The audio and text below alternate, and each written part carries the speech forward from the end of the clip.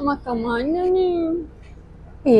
Aku rasa kita makan sini tak? Ramai suggest makan sini ni. Nak cari tempat buka ni mestilah kena selesa kan? Jom ke Imani Curve. Inilah dia pilihan menu iftar dekat Imani Curve. Harga bermula daripada RM23.90 je. Set lengkap dengan air, popiah dan juga kurma. Berbaloi sangat. Untuk iftar, kita ada chicken chop butter rice, ayam Korea berhantu butter rice, kambing bakar padu butter rice dan juga spaghetti buttermilk clams. Portion dah lah banyak. Memang confirm kenyang lah. Lepas terawih, boleh singgah Moreh. Harga bermula daripada RM9.90 je. Walk in je, tak perlu booking. Kita ada colek celup tepung crispy, colek buah, mi goreng basah, keropok leko dan juga kopi O ataupun teh O panas.